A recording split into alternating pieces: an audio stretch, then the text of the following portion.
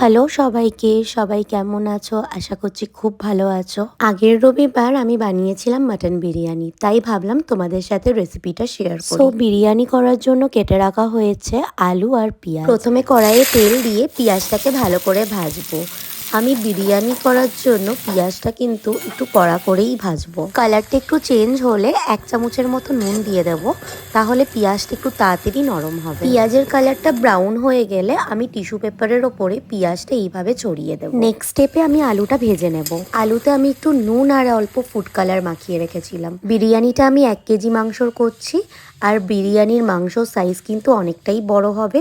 এখানে 100 গ্রাম করে পার পিসের সাইজ আছে। মাটনটা আমি আগের থেকেই ম্যারিনেট করে রেখেছিলাম। এখানে আমি 2 চা চামচ আদা রসুন বাটা দিয়েছিলাম, স্বাদ মতো নুন দিয়েছিলাম, 2 চামচ হলুদ গুঁড়ো, 2 চামচ কাশ্মীরি লঙ্কার গুঁড়ো, 1 চামচ ঝাল লঙ্কার গুঁড়ো, 1 চামচ গোলমরিচের গুঁড়ো, 1 চামচ ধনে গুঁড়ো এবং বিরিয়ানি মশলা 2 চামচ দিয়েছিলাম। আর লাস্টে দিয়েছিলাম পেঁয়াজ ভেজে যেই তেলটা তুলে রেখেছিলাম ওটা। তারপর সেটাকে ভালো করে মেখে যাতে সমস্ত মাটনে মশলাটা ভালো করে ঢোকে, তারপর 10-15 মিনিটের জন্য এটা একটা সাইডে ঢাকা দিয়ে রেখে দিতে হবে। 15 মিনিট পর আমি 200 গ্রামের মতন টক দই ম্যারিনেশন করা মাংসটাই ভালো করে মেখে নেব।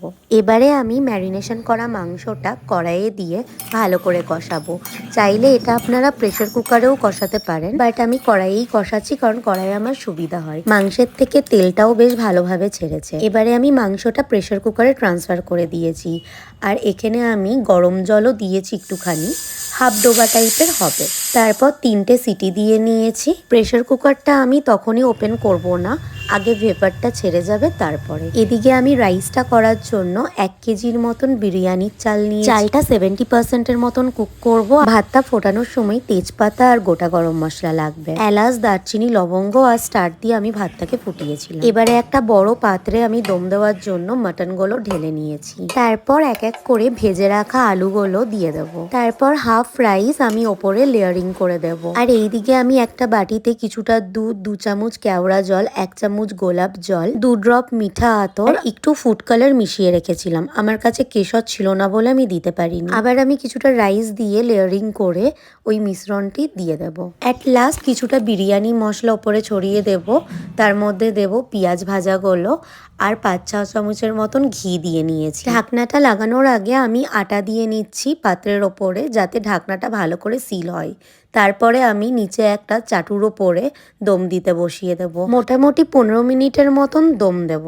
সো রেডি হয়ে গেছে একদম গরম গরম বিরিয়ানি। তোমাদের রেসিপিটা কেমন লাগলো অবশ্যই কমেন্টসে জানিও। দেখা হচ্ছে নেক্সট কোনো ভিডিওতে। টাটা, ভালো থেকো।